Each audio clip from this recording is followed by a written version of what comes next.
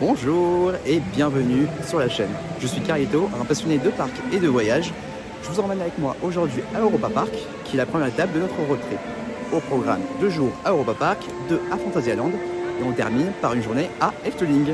C'est parti! Nous sommes aujourd'hui le 7 janvier. C'est le premier jour de notre road trip et comme vous pouvez le voir, nous sommes sur la saison hivernale d'Europa Park. Nous sommes sur les derniers jours d'ouverture du parc avant sa fermeture annuelle. Il est actuellement 10h30, donc le parc n'est pas encore ouvert officiellement. Mais ils ont dès à présent ouvert les portes du parc pour la partie Allemagne. Ça nous permet du coup de commencer par faire un petit tour en boutique.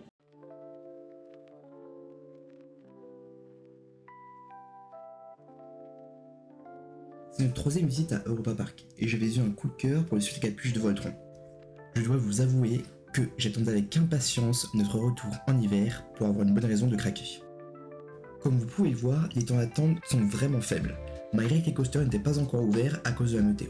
Direction Piraten Batavia pour la première attraction. On continue notre balade en Islande, histoire d'admirer le Bluefire malgré qu'il ne soit pas encore opérationnel. Grâce à l'application, nous avons pu voir qu'il y avait très peu d'attente sur Arthur. C'est bien l'une des premières fois que je vois moins de 30 minutes d'attente pour ce coaster familial.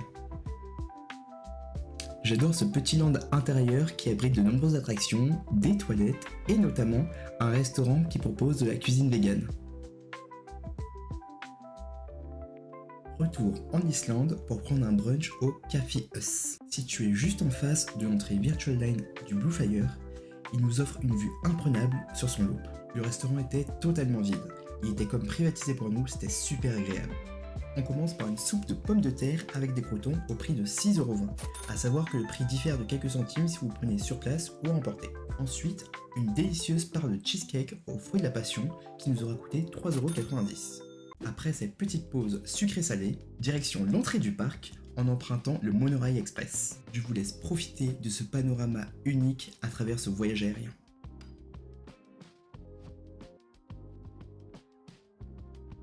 Juste avant l'entrée du Voletarium, sur votre droite, vous pourrez trouver les emblèmes du parc sous forme de maquettes, notamment l'entrée du parc et l'hôtel Kronassar de Rulantica.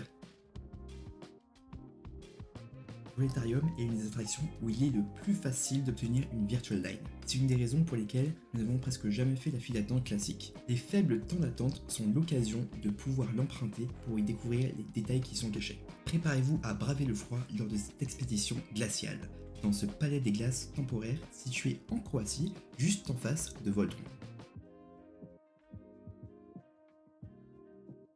On peut y admirer de nombreuses sculptures de glace des personnages phares du parc, notamment Ed avec le logo de la marque Miko, sponsor du Palais des Glaces. À notre arrivée dans la zone croate, Voltron était en test, et coup de chance, à la sortie du Palais des Glaces, il avait enfin ouvert, ce qui nous aura permis de l'enchaîner 3 fois de suite. Tous les coasters ont fini par ouvrir les uns après les autres. Depuis la file d'attente du Bluefire, nous avons pu réserver une Virtual Line pour Wodan. J'en profite, si jamais vous êtes intéressé par une vidéo explicative pour la réservation des Virtual Line, n'hésitez pas à me le dire directement dans les commentaires. Et nous voici à Foodloop. Le peu d'affluence sur le parc a également un impact sur les restaurants. C'est la raison pour laquelle nous nous sommes laissés tenter pour découvrir cette expérience culinaire unique en son genre. La commande se fait via une tablette directement à votre table. Nous avons réussi à avoir la table avec le looping, et pour information, c'est la table numéro 7. Et oui, toutes les tables n'ont malheureusement pas de looping. J'ai toujours été curieux de savoir comment les plats arrivaient en bon état à table en ayant fait des loopings et des grandes chutes depuis le plafond de la salle. Mais regardez, ils sont super bien attachés avec un système d'élastique pour maintenir le couvercle, un peu compliqué à retirer quand on n'a pas l'habitude, je vous l'accorde. Au menu, spitzel avec petits légumes bien croquants, une escalope de dinde vraiment tendre. Le restaurant ferme les portes 30 minutes avant la fermeture du parc. Pas de temps pour la digestion, il est maintenant temps d'utiliser notre Virtual Line pour Wodan. Je ne me lasserai jamais des effets d'éclairage qui ont été ajoutés sur le Bluefire.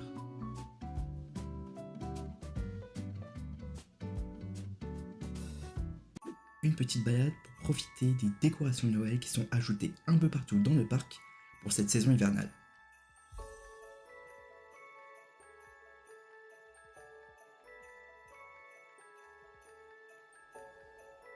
Un peu plus tôt dans la journée, nous avions repéré quelques petites douceurs qui nous avaient fait de l'œil. Nous voilà donc de retour sur ce petit chalet de Noël. Ce chalet propose des crêpes ainsi qu'une spécialité, des brioches à la vapeur servies avec de la crème anglaise et de la confiture de pommes, prunes ou cerises.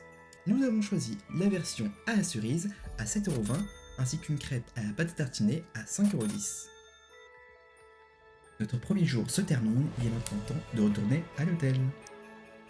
Nous séjournons au Holiday Inn Express. Situé à 5 minutes du parc, c'est vraiment notre hôtel de référence pour tous nos séjours à Europa Park.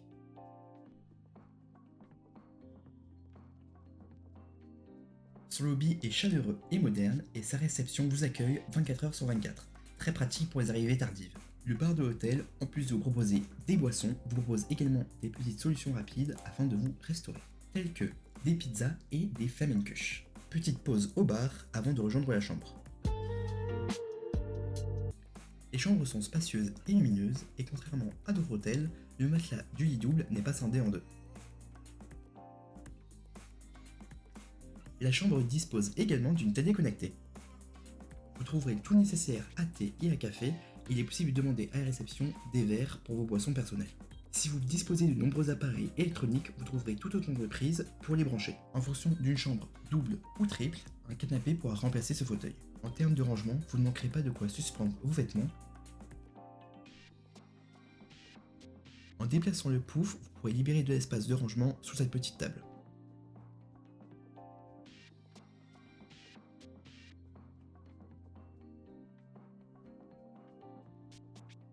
La salle de bain offre également un grand espace de rangement ainsi que tout le nécessaire en termes d'hygiène. Si un élément de votre trousse de toilette vient à manquer, la réception se fera un plaisir de vous fournir ce qu'il vous manque.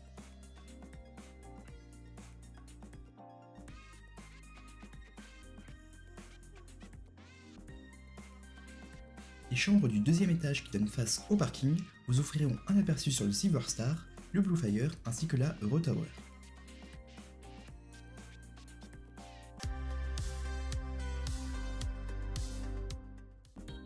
Le petit déjeuner se présente sous la forme de buffet, riche et varié, avec des propositions aussi bien salées que sucrées.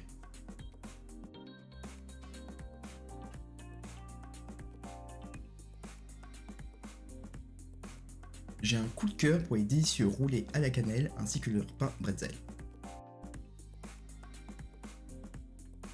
Des boissons chaudes avec leurs tasses généreuses et des jus de fruits frais compléteront cette offre. Pour les amateurs de jus de pomme pétillant, il figurera parmi les jus de fruits proposés.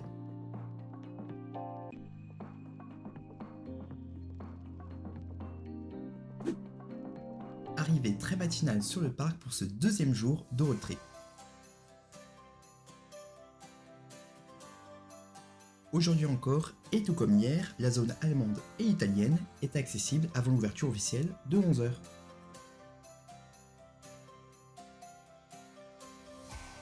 La météo était clémente et a permis au coaster d'ouvrir dès l'ouverture, mais une tempête de neige menaçait d'arriver sur le parc vers 13h.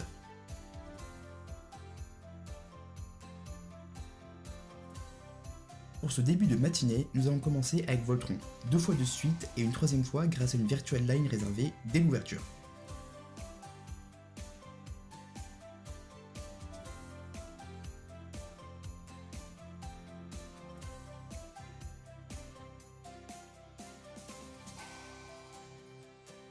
À la suite de Voltron, nous aurons pu faire 2 tours d'Euromir sans descendre du train et un record de 5 tours d'affilée sur le Blue Fire aux 2 derniers rangs.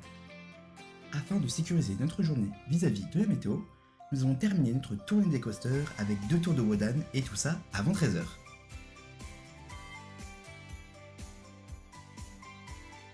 Enchaîner les rides, ça creuse. Nous voici au stand de saumon, cuit à la flamme, servi avec de la salade, de la crème fraîche et un petit pain. Notez que le stand n'a pas ouvert hier. Il est donc peut-être uniquement présent sur les week-ends. Nous avons choisi la version sandwich à 8€ et le saumon était vraiment fondant malgré son aspect assez grillé. Ce chalet temporaire est l'endroit à ne pas manquer en cette saison d'hiver. Ne soyez pas timide et passez la porte de ce chalet de montagne qui nous offre une ambiance chaleureuse et festive. La carte propose des plats typiques des régions montagneuses et des alternatives végétariennes sont également présentes. Nous avons goûté le punch pomme, mangue et passion à 4,30€. Attention, c'est un punch qui est servi chaud.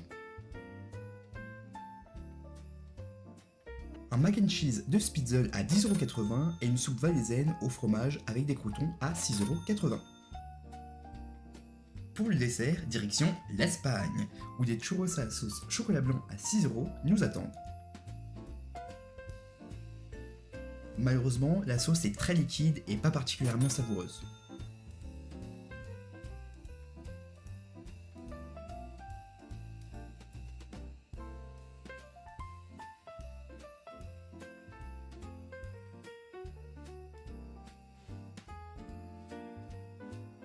Direction de Quartier Russe, en empruntant le train panoramique qui passe toutes les 10 minutes. Depuis la gare espagnole, le trajet nous permet de profiter d'un point de vue des diverses décorations installées dans tous les coins du parc.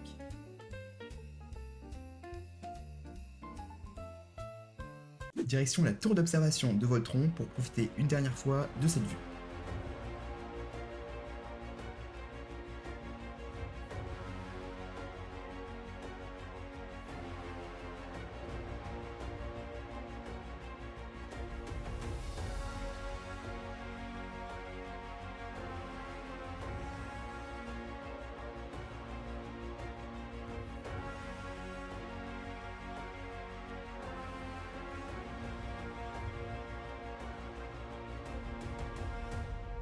Un détour en France pour goûter un trompe-l'œil à la petite boulangerie. On s'est laissé tenter par une saveur très originale, le fruit de cacao à 8,90€. Un goût fruité et exotique assez similaire à de la mangue.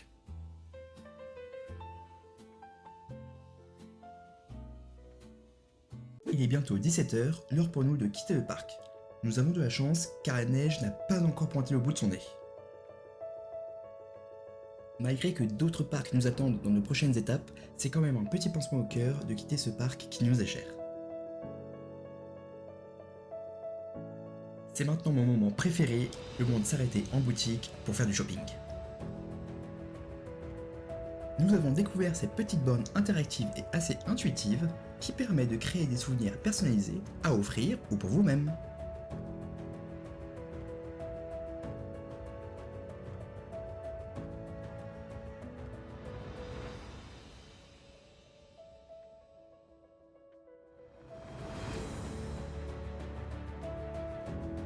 Un large choix de produits peuvent être personnalisés à un prix un peu plus raisonnable.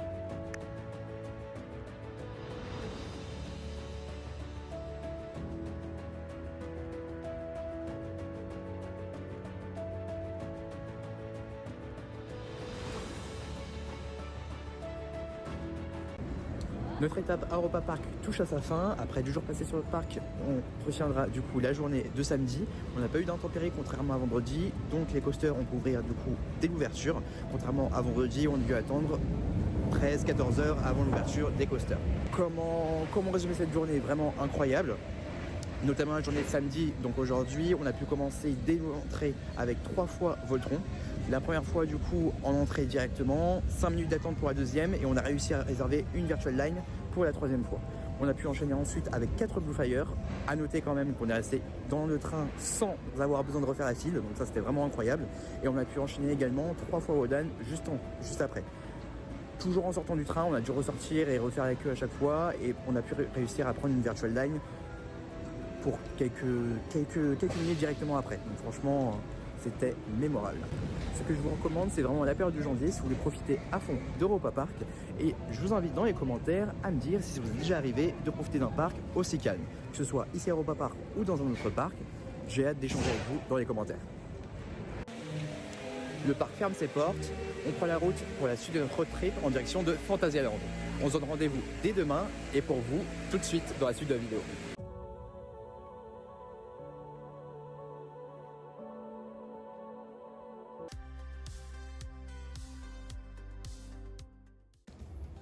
Bonjour et bienvenue, nous sommes à la 2e étape de notre road trip. On se retrouve aujourd'hui pour découvrir Fantasyland, suivez-nous. Commençons la journée avec le seul coaster ouvert pour le moment.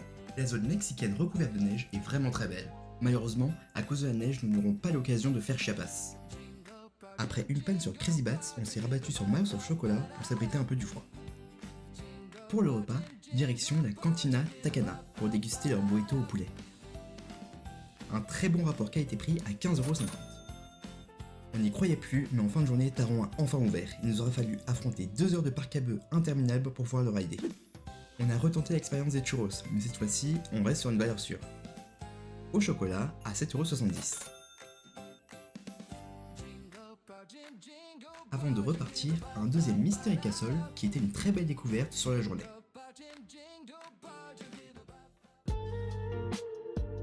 La chambre était très spacieuse et ne manque pas d'éclairage, avec une petite attention sur les oreillers. En termes de prise, il y en a suffisamment.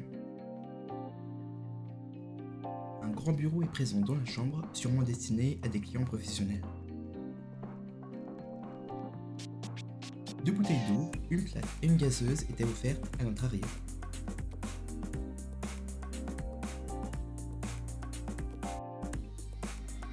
La salle de bain, en revanche, était assez étroite, mais la douche possédait une porte et c'est assez pratique pour éviter d'arroser le sol. Un sèche-cheveux et un sèche-serviette sont également présents. L'hôtel se situe à 6 minutes du parc, dans la même ville que Fantasyland.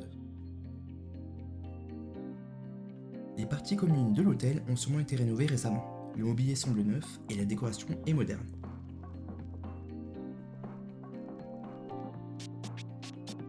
De prime abord, au vu de l'aspect de l'hôtel, on ne s'attendait pas à découvrir un buffet aussi varié et complet. Du salé au sucré, il y en a pour tous les goûts, y compris concernant les alternatives végétales.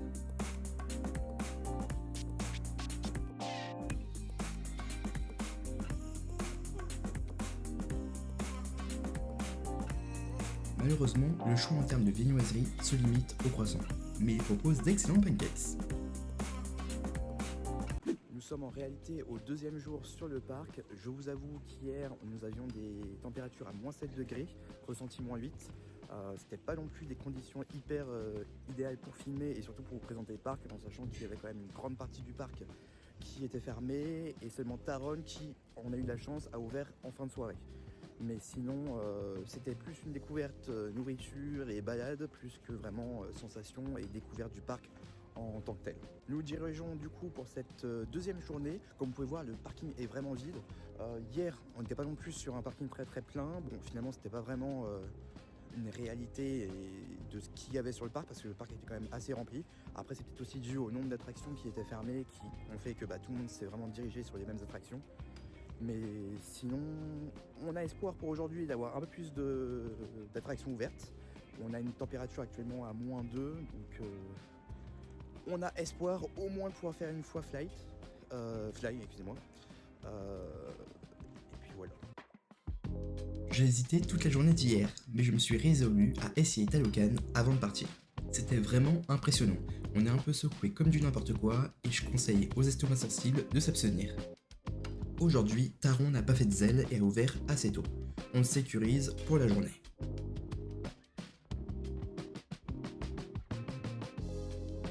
Nous avons fait les 2 versions de Windjazz, Force et Fierce, et j'aurai une petite préférence pour Windjazz Force. Ici aussi, on retrouve du saumon cuit à la flamme, mais nous ne sommes pas ici pour ça. Nous sommes ici pour le vin chaud. Ça ne m'a jamais vraiment attiré, mais la version vin blanc m'a convaincu. À 5€, c'est totalement validé.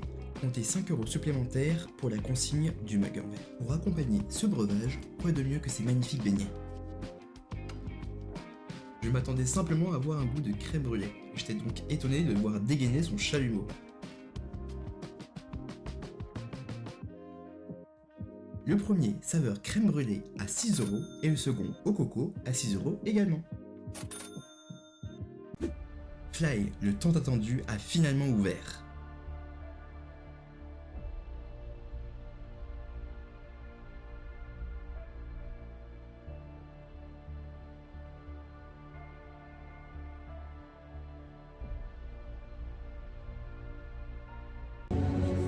On sort à l'instant de Fly, que dire, c'était vraiment incroyable. Très content d'avoir pu le faire du coup durant ce séjour. C'était un peu, comment dire, l'objectif, mais bon, comme on était parti le séjour, j'avais peur que ça ne se passe pas. Ça a pu se faire, je suis très content. Il a ouvert assez tardivement quand même. On a fait vraiment le plus vite possible, dès qu'on a ouvert, on a foncé. On a pris le premier rang qu'on trouvait, on a pu le faire du coup en numéro 3. On n'a pas cherché à avoir une priorité au niveau de l'ai arrangé parce qu'on a vraiment trop peur qu'il retombe one one, en sachant que la pluie venait de redémarrer. Donc voilà, franchement, très très belle sensation, une impression vraiment qu'on va toucher le sol. Le rail était beaucoup plus long qu'il en avait l'air. De ce qu'on peut voir justement en naviguant dans la zone, dans la file d'attente, on ne se rend pas compte à quel point le rail est vraiment long et c'était vraiment, vraiment plaisant, un très chouette moment et je pense que ce sera un plaisir de le refaire du coup en saison estivale qu'on reviendra et juste un plaisir de le refaire.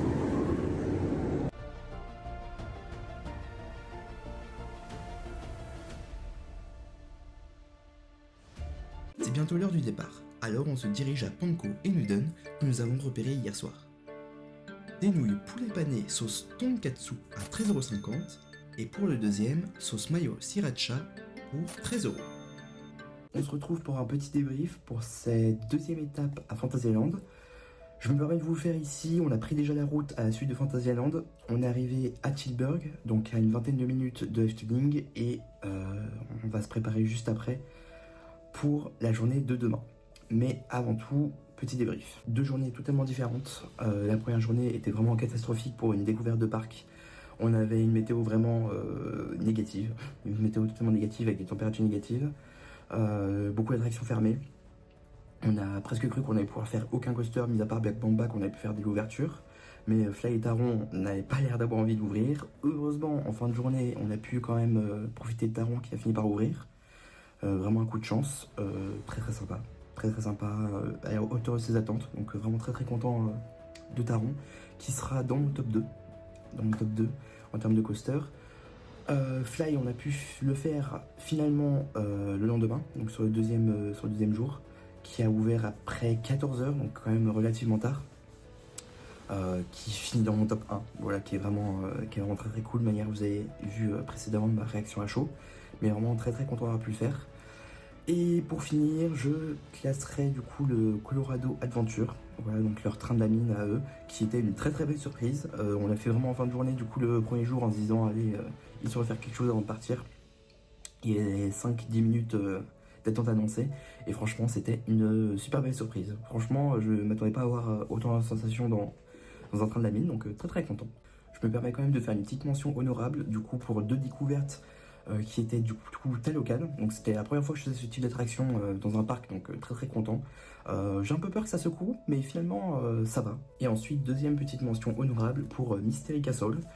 Donc une tour de chute, donc très très sympa, une tour de chute totalement intérieure, on l'a pas du tout vu sur l'extérieur, mais très original dans le sens où en fait on a découvert en ayant fait plusieurs fois qu'il y avait plusieurs types de scénarios, donc très surprenant du coup parce qu'on sait pas forcément à quoi s'attendre. On pense parfois que l'attraction est finie, mais pas du tout. Donc accrochez-vous bien, mais franchement très très belle découverte.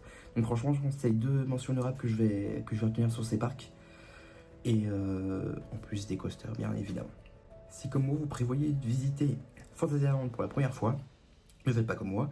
Ne venez pas du coup sur la période de Winterthrone.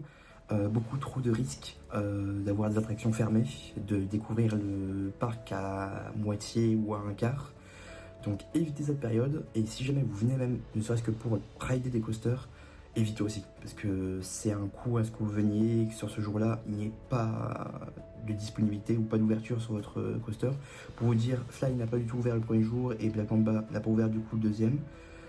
Donc on pouvait compter à peu près sur Taron qui n'a pas ouvert toute la journée, donc prévoyez ça, mais pour moi c'est vraiment un parc à découvrir en saison estivale. Si c'est pour les coasters que vous venez, pareil, restez en saison estivale. Et pour moi, c'est vraiment Winterthrone pour découvrir tout ce qui va être food, pour profiter vraiment de l'ambiance du parc en tant que tel. Allez peut-être plutôt faire des spectacles, mais pour tout ce qui va être coaster, je vous le recommande pas forcément. La chambre est tout juste à la bonne taille, avec suffisamment d'éclairage et de prise. Petit plus avec la climatisation, un point intéressant pour cet été.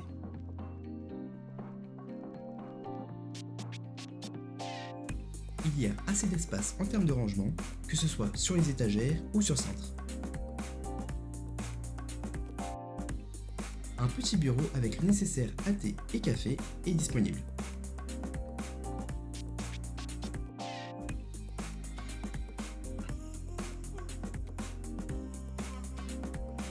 La salle de bain est grande et lumineuse et possède également un sèche-cheveux.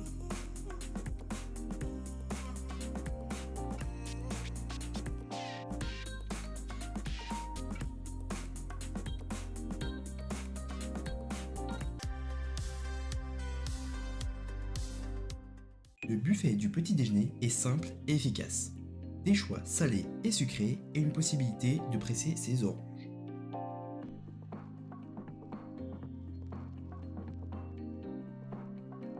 Pour les viennoiseries, des croissants et des roulés à la cannelle.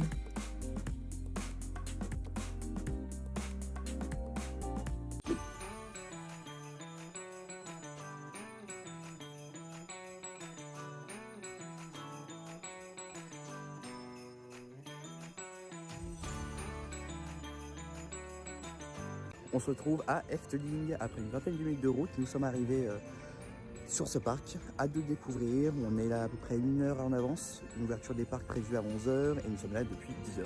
Le parking est relativement calme pour le moment, donc j'espère que ça nous promet des attentes courtes. Et j'espère surtout que la pluie va être conciliante avec nous et qu'on aura toutes les attractions ouvertes. Voilà. À tout de suite.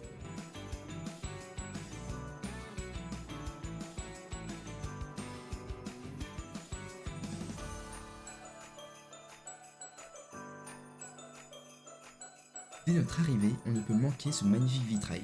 Il trône au fond de l'entrée colossale.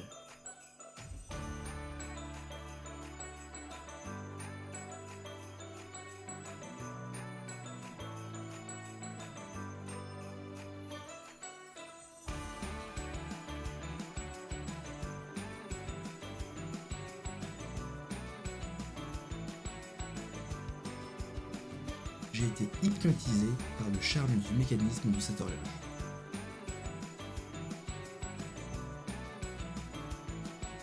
Pour passer le temps avant l'ouverture du parc, un petit tour en boutique. Elle est élégante et lumineuse, elle donne vraiment envie d'y entrer.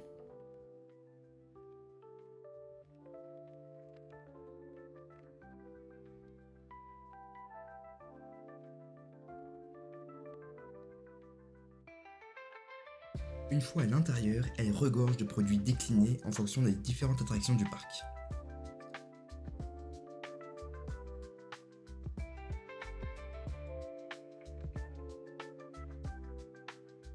On y retrouve des porte-clés, des languettes, des bracelets, des patchs, des boîtes à musique ou encore des vinyles.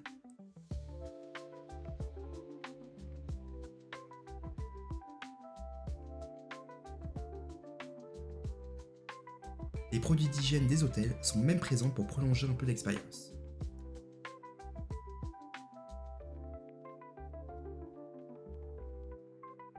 Regardez ces grosses boules à neige à 30 € et 35 €, ça défie toute concurrence.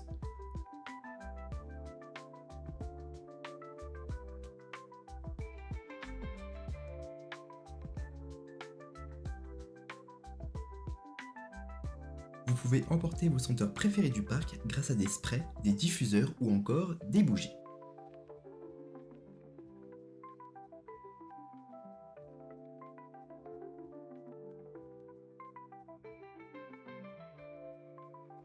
Le plus classique, on y retrouve également des mugs, mais énormément de vaisselle en plastique pour les plus jeunes.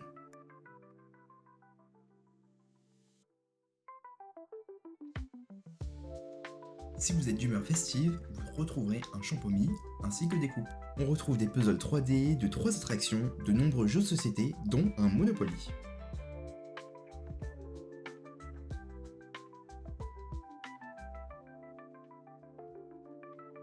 Ce n'est pas la saison, mais j'adore ce t-shirt brodé Baron. Il coûte 25 € et est taille vendue XS ou XXL. On retrouve également de magnifiques sweats à capuche de Noël. Le détail est poussé jusqu'à l'intérieur de la capuche. Toujours la même fourchette concernant les tailles et une valeur de 50 €.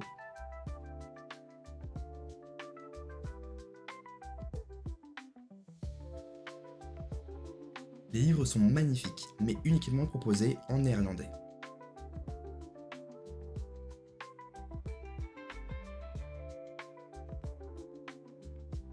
Petit coup de cœur sur le livre de Danse Macabre avec ses belles illustrations et sa tranche dorée. Voici le seul livre que vous pourrez retrouver en anglais. J'ai beaucoup aimé les magnettes qui avaient un petit détail en relief.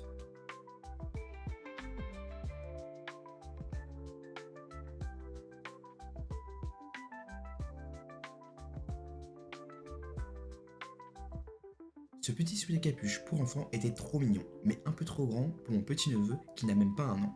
Efteling a aussi ses chaussettes, allant d'aventure 31 à 46 pour 10 € les 3 paires. Les plus petits n'ont pas été oubliés, avec un large choix de costumes pour tous les goûts et d'accessoires en tout genre.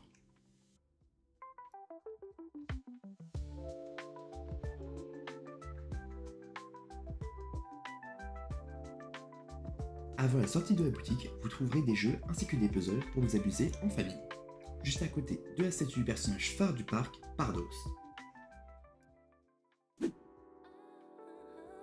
J'ai réussi à ne pas craquer en boutique, alors essayez de m'avoir avec la nourriture. Coup de cœur sur le muffin Red Velvet et chocolat blanc à 3 €.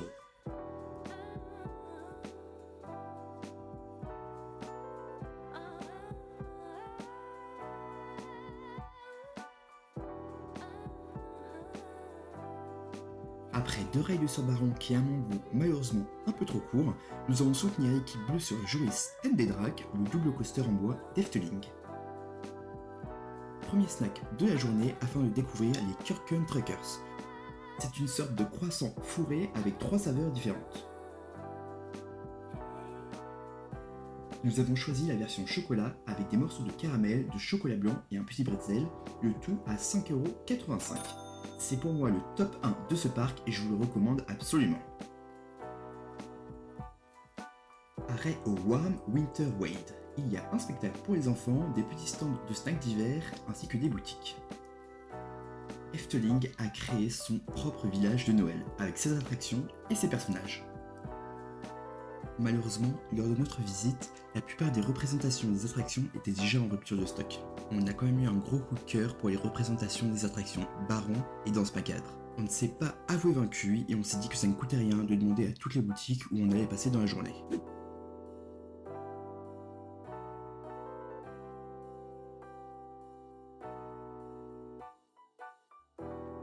Je dois vous avouer que j'ai un peu le vertige. Je ne le ressens pas du tout dans les coasters, mais dans cette pagode, je n'étais vraiment pas rassuré. Mais le point de vue que nous offre cette attraction est une belle récompense.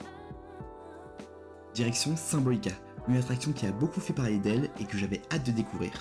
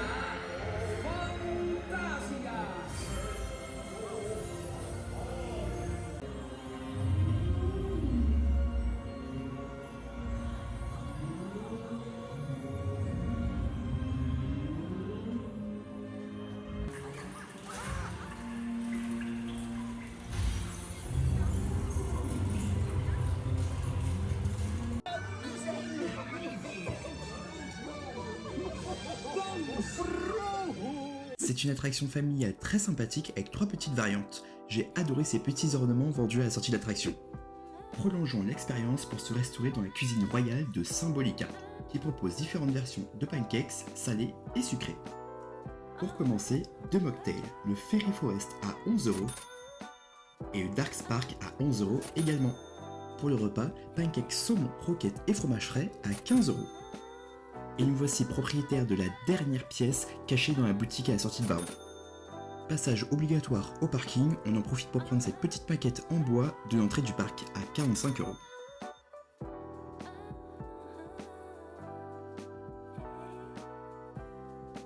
Deuxième tour sur la plus belle découverte du parc, Danse Macabre.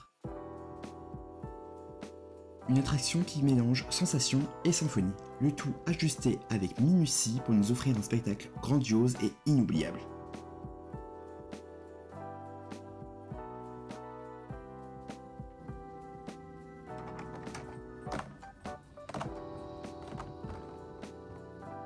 Des détails visuels et sonores nous plongent dans une ambiance angoissante dès la file d'attente.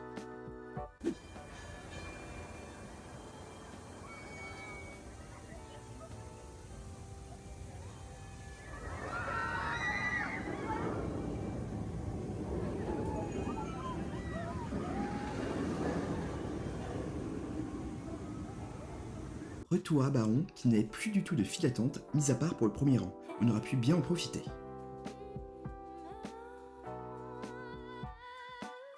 Je trouve cela impressionnant, cet effet de roue parfaitement synchronisé à chaque passage de train. Et cela vaut pour tout le parc. Les portails automatiques pour l'ouverture des différentes zones du parc, les effets dans les files d'attente ou encore dans les attractions.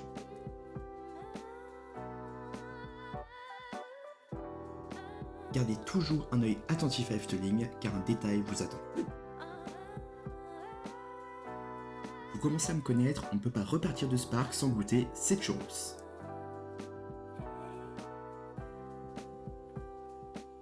Ici, la version Golden. Sucre, cannelle, chocolat blanc et paire de caramel à 6,50 €.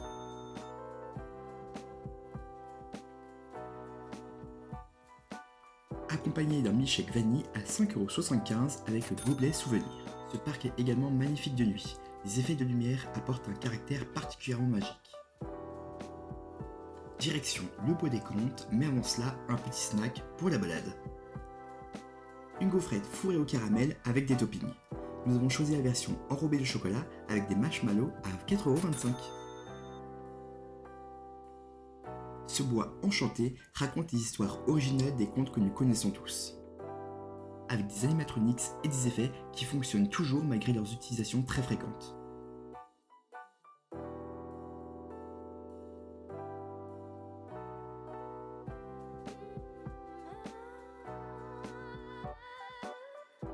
Ce bois des contes est très vaste et il nous faudra profiter d'une prochaine visite pour terminer de découvrir le reste de ces histoires.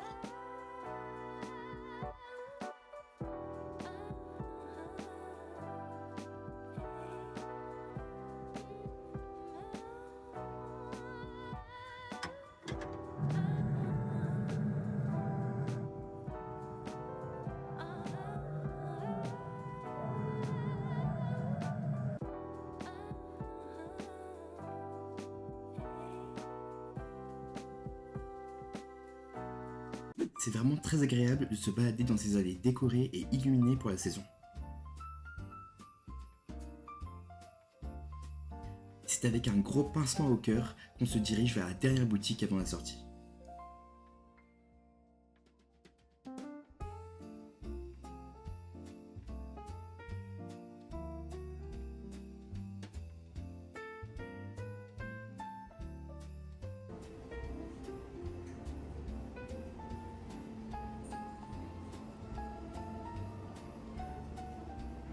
C'est sympa. C'est sympa. Ah, super. C'est sympa. Tu finis pas? Non.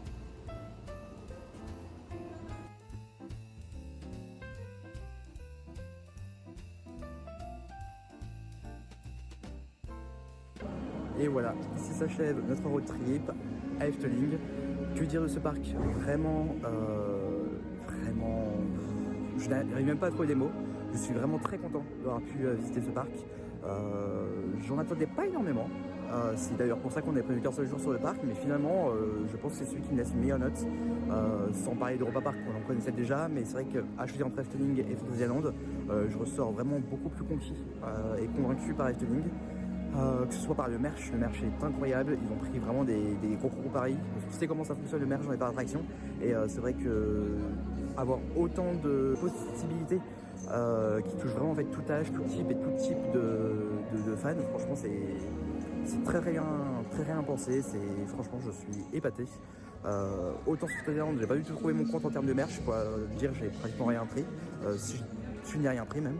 Et je me suis rattrapé sur Efteling. Vraiment, je vous montrerai ça. Peut-être qu'on fera peut-être une petite vidéo haul, mais très content du merch. Voilà, ça c'est vraiment, je pense, le point positif.